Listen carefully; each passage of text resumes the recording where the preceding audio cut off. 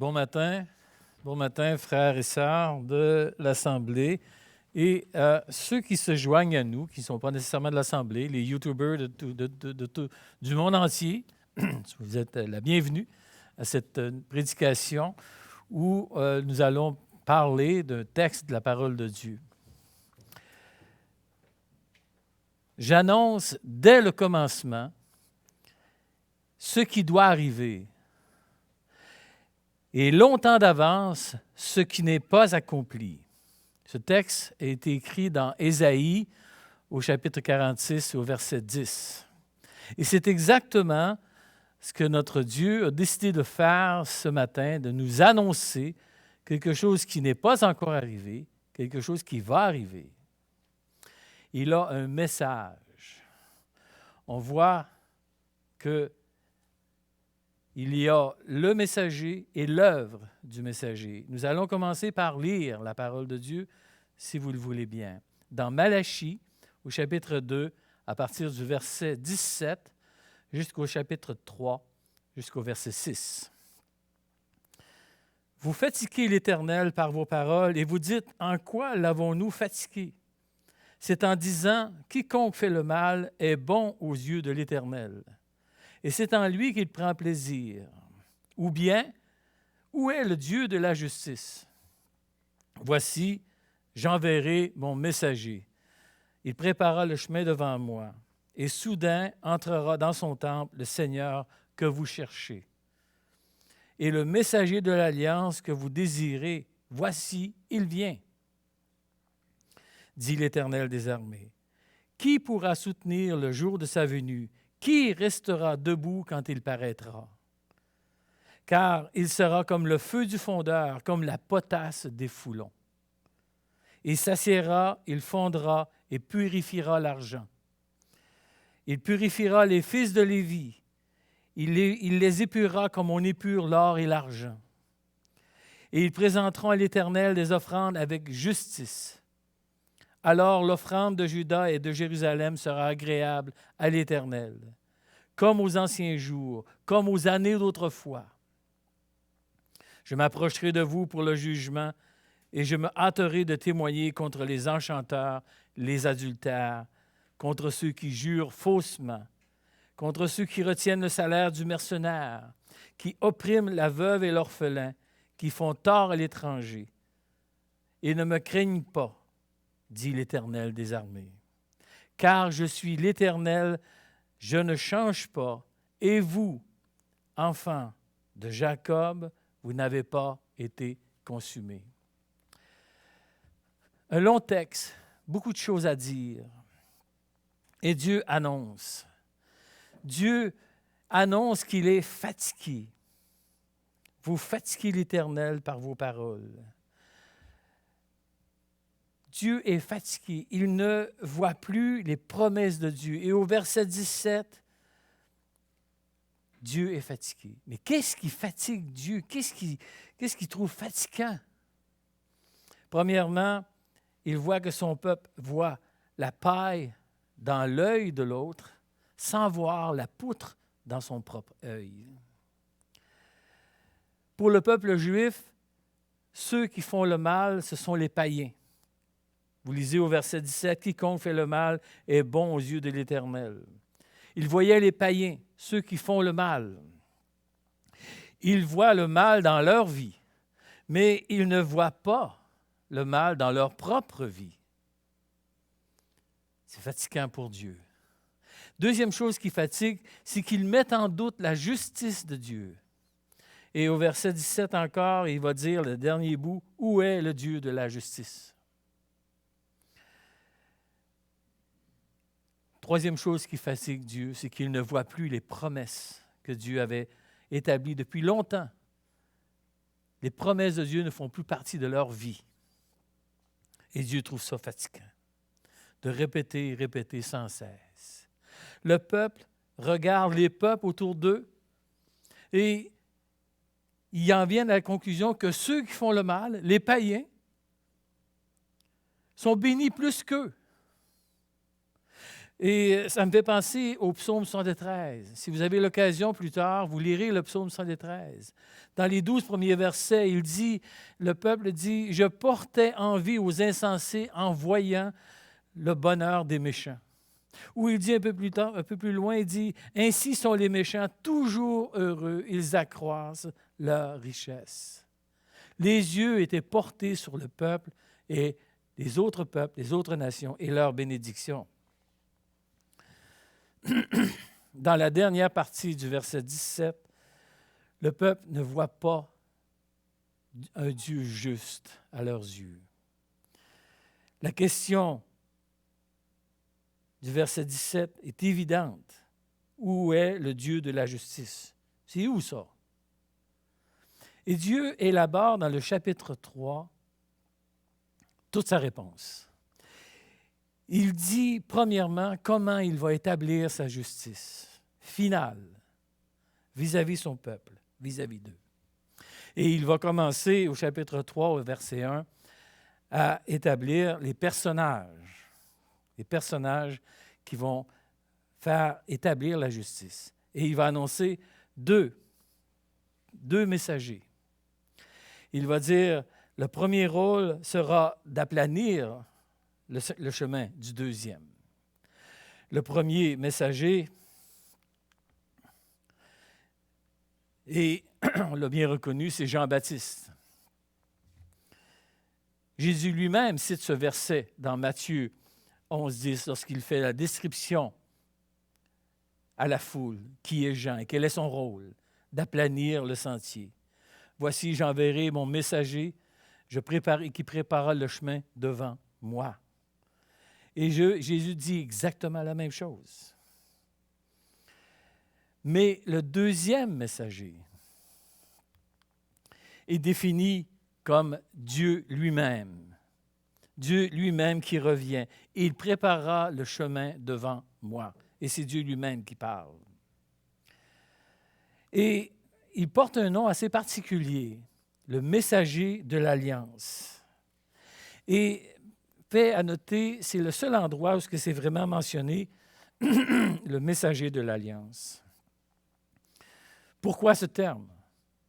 Pourquoi ce mot, le messager de l'Alliance? Parce que c'est le peuple qui l'a demandé. Ils veulent savoir où est le Dieu de justice, et Dieu leur présente à ce moment le messager de l'Alliance avec un peu de sarcasme. Il dit, « Et le messager de l'Alliance, que vous désirez? » C'est vous autres qui l'avez demandé, et je vais vous le donner, et je vais vous le dire. Mais c'est important de comprendre qu'est-ce qu'une alliance. Si c'est le messager de l'Alliance, qu'est-ce qu'une alliance? Une alliance, c'est plus qu'un contrat. J'ai signé un bail avec un propriétaire il n'y a pas longtemps et je n'avais pas besoin de le connaître. J'ai juste mis mon nom dans le bas d'une feuille puis ça s'est réglé. Oui, j'ai des obligations à rencontrer, lui aussi d'ailleurs, mais ça s'arrête là. Je n'ai aucune relation avec cet homme-là et il n'a aucune relation avec moi. Une alliance, c'est plus que ça. Une alliance est une union ratifiée, approuvée, affirmée, confirmée par un signe ou par un serment. C'est-à-dire qu'il doit y avoir d'abord une relation. Elle est ratifiée par un signe, elle possède des obligations de part et d'autre. Et elle est redevable à un Dieu protecteur de l'alliance. Dieu a fait plusieurs alliances avec son peuple. L'alliance avec Noé, l'alliance avec Abraham, l'alliance mosaïque, l'alliance sacerdotale et l'alliance davidique avec David. Et aujourd'hui, celle qui nous intéresse s'appelle la Nouvelle Alliance. Dieu a fait une alliance et de plusieurs manières. Et voici un exemple d'alliance très répandue sur cette terre.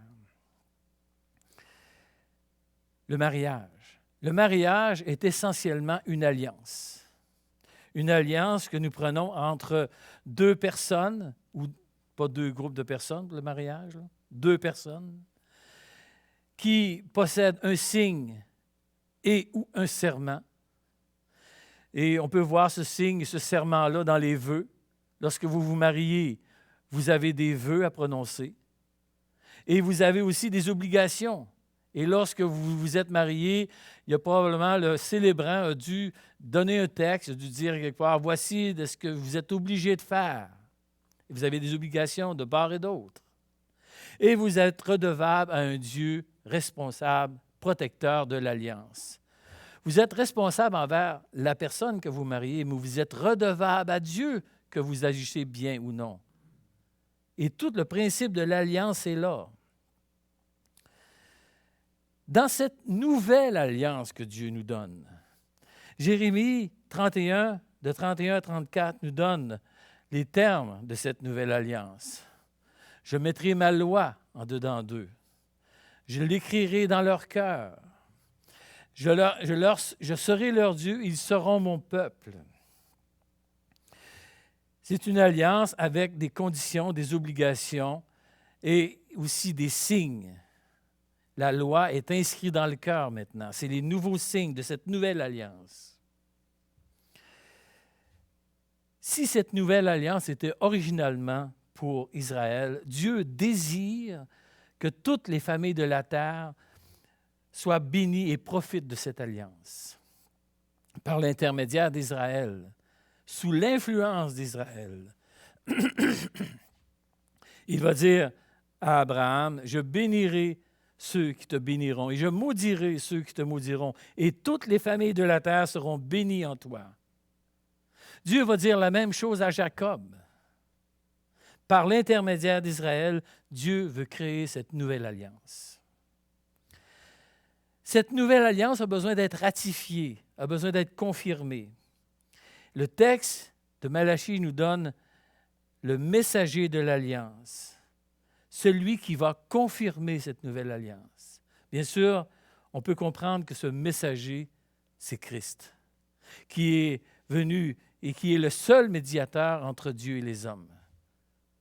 Voici le messager de l'alliance. Et le seul médiateur entre Dieu et les hommes, comme l'épître de Timothée, 1 Timothée 2, 5 nous le dit. Jésus ratifie cette alliance par sa mort. Et voilà pourquoi il dit « Cette coupe est la nouvelle alliance en mon sang ». Il ratifie cette alliance. Il est celui sur lequel l'alliance repose. Et remarquez que cette nouvelle alliance repose exclusivement sur l'action de Dieu. Dans tous les textes qui traitent de la nouvelle alliance, il est écrit qu'il agit. Je donnerai, je ferai. Et dans Ézéchiel, comme exemple, dans Ézéchiel, je vous donnerai un cœur nouveau, je mettrai en vous un esprit nouveau, j'ôterai de votre corps le cœur de pierre pour vous donner un cœur de chair. Je mettrai mon esprit en vous. Je ferai en sorte que vous suiviez mes ordonnances. Tout vient de lui, tout part de lui. Et c'est en lui que nous devons référer pour faire partie de cette nouvelle alliance. L'Église est présentement dans cette nouvelle alliance. Celui qui annonce le salut annonce la nouvelle alliance. D'ailleurs, plusieurs versions de la parole de Dieu, au lieu d'écrire l'Ancien et le Nouveau Testament, peuvent écrire l'Ancienne Alliance et la Nouvelle Alliance. Nous avons ce cœur nouveau. Ceux qui font partie de la Nouvelle Alliance ont ce cœur nouveau. Mais nous avons aussi l'Esprit en nous qui permet, qui nous donne la capacité d'observer les ordonnances, d'observer, de suivre les règles. Rappelez-vous, tout vient de lui.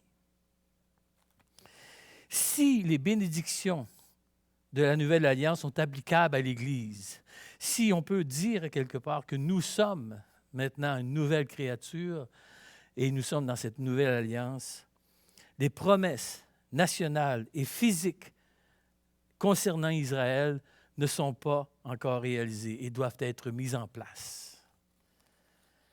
Et cela se fait au retour du Seigneur. Il y a eu un messager, Jean-Baptiste, et ensuite il y a le messager de l'Alliance qui est venu comme sauveur et Seigneur. Et ce même messager revient comme juge. Et c'est exactement à cet endroit que se situe le texte que venons de lire. L'œuvre du messager. Maintenant que nous savons qui est le messager, nous devons connaître quelle est son œuvre. Et à partir du verset 2 jusqu'au verset 5, texte assez difficile, qui ne semble pas être doux. C'est dur, c'est inflexible. Qui pourrait soutenir le jour de sa venue? Qui restera debout quand il paraîtra, quand il sera? Car il sera comme le feu du fondeur, comme la potasse des foulons. Il s'asseyra, fondra et purifiera l'argent. Il purifiera les fils de Lévi. Il les épurera comme on épure l'or et l'argent. Et ils présenteront à l'Éternel des offrandes avec justice. On pourrait voir quelque chose qui est condamnable. C'est dur, c'est difficile. Sauf qu'il nous apprend ici que Dieu est patient, lent à la colère. Il donne le temps. Il prévient. Il dit à quelque part, voilà où est-ce que je m'en vais. Voilà ce que vous devez faire. Voilà ce que vous devez accepter. Car c'est lui qui est Dieu. Pourquoi? Parce qu'il va établir sa justice finale. Et déjà, il parle d'actions qui vont achever les termes de la nouvelle alliance. La première action de ce messager de l'alliance est une purification. Il va épurer son peuple. Il va le rendre capable de suivre les lois. Le feu du fondeur, et il donne 2 exemples. Le feu du fondeur qui permet d'enlever ce qui est impur dans l'or et l'argent. Il veut avoir de l'or et de l'argent pur. Il veut avoir des cœurs purs. Et la deuxième image, c'est la potasse. La potasse qui est un savon très puissant, qui enlève les taches et qui est tellement puissant qu'il fait en sorte que les peaux et les tissus rétrécissent au contact de la potasse. Et c'est pour ça qu'on appelle les gens qui utilisent ce savon-là des foulons. Dieu semble dire à la fin du verset 3 que la purification est une exigence de la présentation des offrandes. Juste, ou des offrandes avec justice. Si moi je suis dans la nouvelle alliance, je dois me purifier dans cette nouvelle alliance. Mais comment je me purifie? Vous rappelez-vous ce que je vous disais tout à l'heure? Tout vient de lui. Je ne peux pas me purifier par moi-même. Il est impossible. Par contre, je peux confesser et me repentir de mes péchés et de mes fautes. Et je n'ai pas à demander pardon à Dieu, parce que ce pardon-là m'est déjà accordé. Si je vous dis que je vous donne quelque chose, puis vous me dites, tu me le donnes-tu? Oui, je te l'ai donné. Oui, mais tu me le donnes-tu? Mais je te l'ai déjà donné. Oui, mais tu me l'as-tu donné? Oui, je te l'ai donné, ça fait 1 an. Oui, mais tu me le donnes. Arrête, je te l'ai déjà donné. Nous ne pouvons plus demander pardon à Dieu. Ce pardon-là est déjà accordé. Par contre, je peux confesser mes fautes. Je peux confesser les fautes que je suis conscient. Il y a des fautes à laquelle je suis inconscient, mais je peux confesser les fautes à laquelle je suis conscient. Et 1 Jean, au chapitre 1, verset 9, nous dit, si nous confessons nos péchés, il est fidèle et juste pour nous les pardonner et pour nous purifier de toute iniquité. La purification vient avec vient de la confession, la reconnaissance de nos fautes. Je reconnais, ô Dieu, que c'est toi qui es blessé, qui est offensé dans mes péchés. Je reconnais que je ne te respecte pas lorsque je pêche. Pourquoi la confession plus que le pardon? Parce que la confession devrait être normalement plus spécifique. Je confesse quelque chose de spécifique. Je confesse telle action. Je confesse telle pensée. Je confesse telle inaction. Mais je suis plus spécifique. Remarquez dans le psaume 51, David parle pas de pardon. Il va dire au chapitre, malgré la gravité de son péché, David ne demande pas pardon. Il reconnaît ses transgressions. Il sait que son péché est devant lui. Il le sait. Il sait qu'est-ce qu'il a fait. Il demande d'être lavé complètement de son iniquité. Purifie-moi de mon péché. Je reconnais mes transgressions. Je sais qu'est-ce que j'ai fait de mal et je te le confesse. Et il sait que c'est ça qui fait un obstacle à son service et à son adoration. Mais si nous revenons au texte de Malachie, le système d'offrande dans toutes les alliances est un sujet important. Israël présentera des offrandes avec justice. L'Église actuellement, dans cette nouvelle alliance, a aussi des offrandes à faire. Une offrande.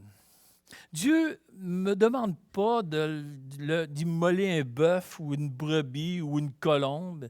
Dieu ne me demande pas ça aujourd'hui. Dieu me demande d'offrir nos corps. Comme dans Romains, chapitre 12, verset 1. Je vous exhorte donc, frères, par les compassions de Dieu, à offrir vos corps comme un sacrifice vivant, saint, agréable à Dieu, ce qui sera de votre part un culte raisonnable. Ou même dans 1 Pierre, lorsqu'il dit « Et vous-même, comme des pierres vivantes, édifiez-vous pour former une maison spirituelle, un saint sacerdoce, afin d'offrir à Dieu des victimes spirituelles agréables à Dieu par Jésus-Christ. » Comment est-ce qu'on offre nos corps à Dieu? Comment est-ce que je peux offrir mon corps? Les actions de mon corps, les inactions de mon corps, les pensées qui déterminent finalement les actions de mon corps. Dans une offrande, il devrait y avoir une recherche de ce qui est agréable à Dieu. Offrir à Dieu devrait avoir un coût. Comme David disait à Aravna dans 2 Samuel 24, Aravna voulait donner les bœufs, vous donner le char et tout le nécessaire pour que David puisse faire une offrande à Dieu. Il voulait le donner. Je te le donne. Afin que tu puisses faire une offrande. Et David dit non, non, non, non. Je ne veux l'acheter de toi à prix. Je veux l'acheter de toi au prix d'argent. Je n'offrirai point à l'Éternel, mon Dieu, des holocaustes qui ne me coûtent rien. Il y a un coût à offrir quelque chose à Dieu. Offrir à Dieu suit le même modus operandi que d'offrir quelque chose à une personne de notre entourage. Si je veux faire un cadeau à quelqu'un, il devrait être volontaire, avec intention, être le fruit d'une recherche et devra m'avoir coûté quelque chose. Pour faire un cadeau à quelqu'un, je devrais le faire de bon cœur, que ce soit intentionnel, que ce soit le fruit d'une recherche. Qu'est-ce qui ferait plaisir à cette personne-là? La personne aujourd'hui qui voudrait m'offrir une tondeuse à gazon parce qu'il m'aime bien, j'ai plus de gazon à tondre. Oubliez ça. Vous devriez rechercher ce qui me ferait plaisir, comme nous devons rechercher ce qui ferait plaisir à Dieu. Et ça devra coûter quelque chose. Et c'est ce que Dieu veut retrouver. La question est, qu'est-ce qu'une offrande avec justice? Qu'est-ce qui rend une offrande juste? La réponse est toute simple. C'est quelque chose que Dieu demande depuis tout le temps. Et référez-vous à 1 Samuel 15, 22, lorsqu'il dit « L'Éternel trouve-t-il des plaisirs dans les holocaustes et les sacrifices, comme dans l'obéissance à la voix de l'Éternel. Voici, l'obéissance vaut mieux que les sacrifices, et l'observation de sa parole vaut mieux que la graisse des béliers. » L'obéissance en elle-même est déjà une offrande juste. Elle possède tous les critères d'une offrande agréable à l'Éternel. Elle est volontaire, elle est intentionnelle, elle est recherchée et elle a certainement un coût, l'obéissance à sa parole. Il y a quelques années, lorsque nos enfants étaient tout petits, lorsque nous élevions nos bambins, ils ont voulu nous faire plaisir. Ils nous ont demandé une année, durant la période des fêtes, qu'est-ce que l'on voulait comme cadeau. On a dit, qu'est-ce que vous voulez comme cadeau pour Noël? On a répondu, on veut de l'obéissance. Je ne sais pas si vous avez déjà fait ça. J'ai dit, nous voulons de l'obéissance.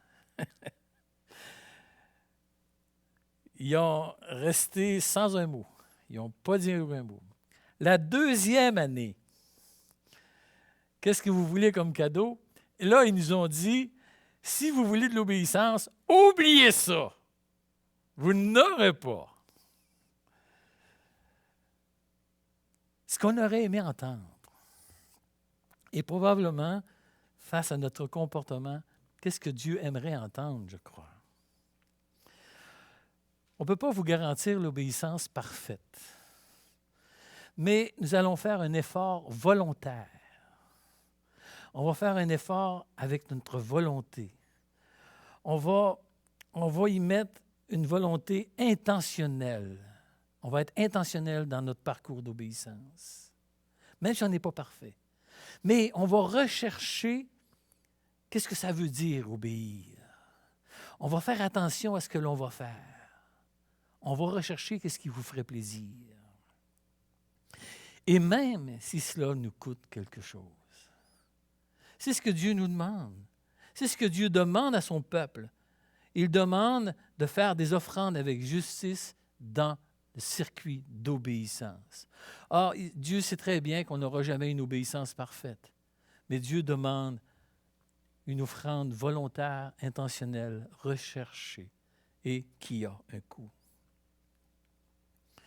L'obéissance nous amène à être agréablement utile à l'œuvre de Dieu.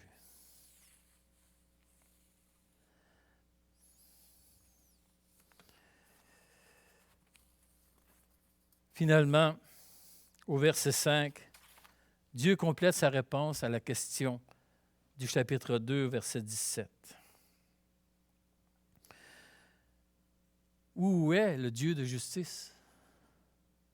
Et Dieu répond, « Je m'approcherai de vous pour le jugement, et je me hâterai pour témoigner contre les enchanteurs, les adultères, contre ceux qui jurent faussement, contre ceux qui retiennent le salaire du mercenaire, qui oppriment la veuve et l'orphelin, qui font tort à l'étranger et ne me craignent pas, dit l'Éternel des armées. » Où est le Dieu de justice?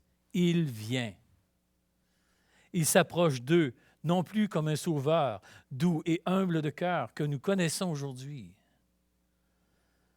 mais comme un juge qui désire établir la seule véritable justice qui pourrait être faite sur cette terre. Nous vivons sur une terre où l'injustice est courant. C'est continuel. Et c'est tous les jours que nous regardons, nous ouvrons notre téléviseur et nous entendons des injustices. Nous écoutons des injustices, nous vivons des injustices. Mais Dieu viendra établir sa justice, la seule véritable justice. Si nous connaissons aujourd'hui un Dieu parfait dans son salut, et nous le connaissons pour l'éternité car nous lui avons donné notre vie, nous avons déjà dans notre cœur ce messager de l'Alliance. Si nous avons cela, nous verrons ce jour-là, nous qui serons avec lui, un Dieu parfait dans son jugement. Et il va établir une justice parfaite. La liste des péchés que vous voyez là, elle est annoncée de tout temps dans toute la parole de Dieu. Dieu va y mettre un terme. Dieu va venir dire à quelque part, rends compte de ce que tu as fait ici sur la terre. Et ce jour-là approche. Ce jour-là va venir. Nous vivons non pas dans l'espoir qui va venir, nous vivons dans l'espérance que ce jour-là va être là un jour. Nous avons cet espoir certain. Au début du verset 5, il dit « Je m'approcherai de vous », c'est-à-dire des gens de son peuple, d'abord étant donné leur responsabilité et aussi parce que c'est eux qui posent la question « Où est le Dieu de justice ?» Parce que ce peuple-là sera encore le peuple terrestre choisi de Dieu. Le peuple juif existe encore, il va exister jusqu'à son retour, et même plus tard. Mais ce jugement touchera aussi les nations. Il établira la justice qui vient d'en haut. Et au verset 6, il montre la grâce que Dieu a pour son peuple. Et le nom qu'il donne à son peuple est notable. Enfant de Jacob.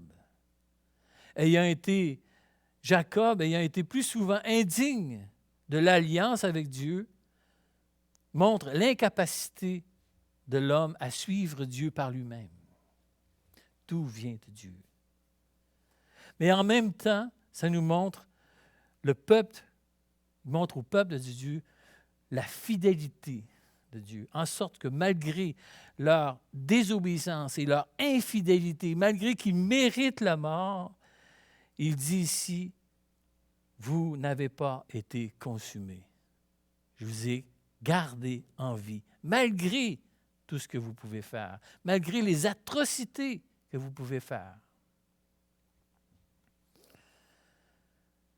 Frères et sœurs, Dieu nous parle à travers son peuple. On n'est pas Israël, on n'a pas le ministère d'Israël. On n'a pas le même ministère. Israël étant le peuple terrestre, nous sommes le peuple céleste. Mais comme peuple céleste, comme fiancé et bientôt épouse de Christ, bénéficiaire des bénédictions spirituelles et de la nouvelle alliance, nos standards ne sont plus ceux du monde, mais ceux de la grâce. Nos standards sont ceux de la Bible, de ce cœur nouveau qui nous a été donné par Dieu. Que Dieu bénisse sa parole, que Dieu soit content de notre vie, soit content des efforts que nous mettons dans notre vie pour lui obéir, par la grâce de Dieu et pour sa gloire, par le beau nom du Seigneur Jésus-Christ. Merci, frères et sœurs.